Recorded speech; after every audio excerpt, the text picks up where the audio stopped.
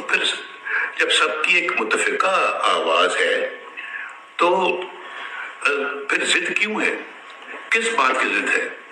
کیوں اصرار کیا جا رہا ہے کہ یہ 3 ججز ہی جو ہے وہ بینچ پہ رہیں گے؟ یہ ایک قومی ایشو ہے بھائی، یہ کوئی چھوٹا موٹا کوئی ایشو نہیں ہے، کسی کوئی ٹرک کا ایشو نہیں ہے، کوئی ریڑھی والے کا کوئی مسئلہ نہیں ہے، یا کسی کا پلاٹ خالی کرانے کا معاملہ نہیں ہے، یہ تو ایک قومی ایشو ہے، بہت بڑا قومی ایشو ہے۔ اور سپریم کورٹ میں بہت سارے ماشاءاللہ جج صاحبان ہیں، تو صرف یہ 3 کیوں؟ اور میں یہ سمجھتا ہوں کہ ہر کیس میں یہ 3 لوگ آگے آ جاتے ہیں اور پاکستان کی تبدیل کے فیصلے کرتے ہیں۔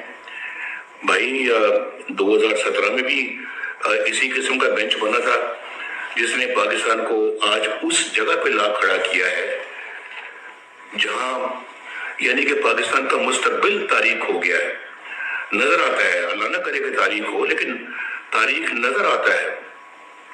آپ ذرا اس کا تھوڑا سا موازنہ کر لیں، 2017 میں جب نواز شریف پاکستان کا وزیر اعظم تھا تو کس طرح کے حالات تھے ملک کے اندر، اور آج 2017 کے بعد کیا حالات درپیش ہیں پاکستان میں۔ تو میں تو سمجھتا ہوں کہ اپنی قوم سے میں یہ کہوں گا کہ میری قوم کے لوگوں، دیکھو، اپنی آنکھیں کھولو، یہ آپ کے ساتھ بڑا گھناؤنا مذاق ہو رہا ہے۔ یہ پہلے 2017 میں کتنا اچھا پاکستان تھا، آپ سب لوگ خوش تھے یا نہیں تھے؟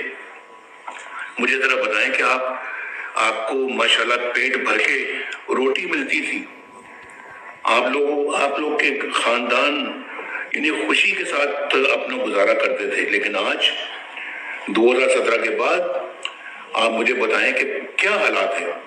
2017 سے پہلے تو میں تھوڑا سا آپ کو ایک پیش کرتا ہوں کہ اس وقت قیمتیں کیا تھیں۔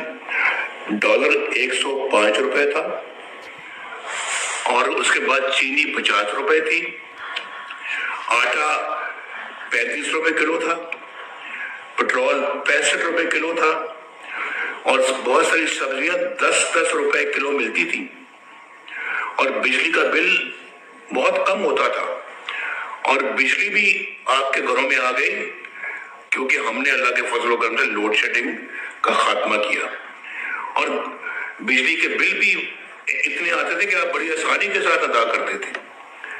موٹر ویز ملک میں بن رہی تھی، دہشت گردی ختم ہو رہی تھی یا ختم ہو چکی تھی، لوڈ شیڈنگ ختم ہو گئی تھی، فارن ایکسچینج ریزروز بلند ترین سطح پہ تھے، یعنی کہ بلند ترین سطح پہ ہمارے فارن ایکسچینج ریزروز تھے۔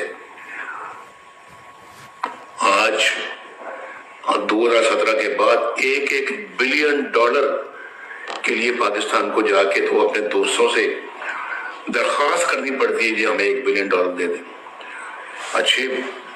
ہمیں اتنی اچھی قوم کو کیا بیکاری بنا دیا ہے، اور یہ آپ کے بینچوں کے فیصلے نے۔ یہ تو تسلسل لگتا ہے مجھے وہی 2017 کا جو آج ہو رہا ہے، میں بالکل اس کو اسی نظر سے دیکھ رہا ہوں۔ میں آپ کو بھی دکھانا چاہتا ہوں اپنی قوم کو، پلیز اپنی آنکھیں کھولیں۔ یہ پاکستان کے ساتھ انہوں نے بڑا گھناؤنا مذاق کیا، اور آج پاکستان کو خدا نہ خاصہ تباہی کے دہانے لاگے کھڑا کر دیا ہے۔ اور وہی 3 ججز جو اس وقت بھی نواز شریف کو ڈسکوالیفائی کرنے کے اندر شامل تھے، ان میں سے یہی 3 لوگ، باقی تو ریٹائر ہو گئے ہیں۔ یہ ثاقب نثار ریٹائر ہو گئے ہیں، جسٹس کھوسا ریٹائر ہو گئے ہیں، جسٹس وہ جو شیخ صاحب تھے وہ ریٹائر ہو گئے ہیں۔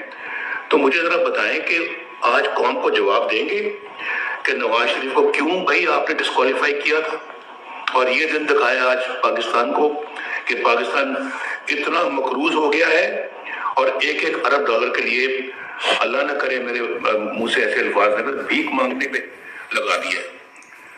اس وقت ہم نے IMF کو خیر بات کہہ دیا تھا، ہم نے کہا تھا تھینک یو ویری مچ، بہت اچھا، بس ہمارا ملک کتنا اچھا چل رہا تھا، اور ہم خواب دیکھ رہے تھے کہ انشاءاللہ پاکستان آئندہ آنے والے चंद सालों में दुनिया के 10-20 जो सबसे तरक्की याफ्ता मुल्क हैं उनमें शामिल हो जाएगा। आज के फैसले पता नहीं कहां लेके जाएंगे इस मुल्क को। अभी जो फैसला करने जा रहे हैं भाई, बचो इस फैसले से। जो कर सकते हो करना चाहिए, आपको खड़े हो जाएं। आप अपना जो है ना वो ऐसे लोगों के खिलाफ जो पाकिस्तान को तबाही के किनारे पहुंचाना चाहते हैं, कहां लेके जाएंगे मुझे समझ नहीं आती। इस फैसला, अगर ये फैसला खुदा न खास्ता आया, डॉलर आपका 500 रुपए हो जाएगा। और आज मुझे बताएं, मैं अभी भूल गया कि छोटी छोटी बच्चियों की, गरीब बच्चियों की शादी होती है। एक एक तोला जो मेरे जमाने में जो 50,000 रुपए तोला मिलता था, आज 2,07,000 रुपया पे पहुंच चुका है। अब गरीब अपनी बच्ची के किस तरह से हाथ पीले करेगा, कैसे उसका ब्याह करेगा, कैसे उसकी शादी करेगा। ये बहुत तकलीफ दे बातें हैं जो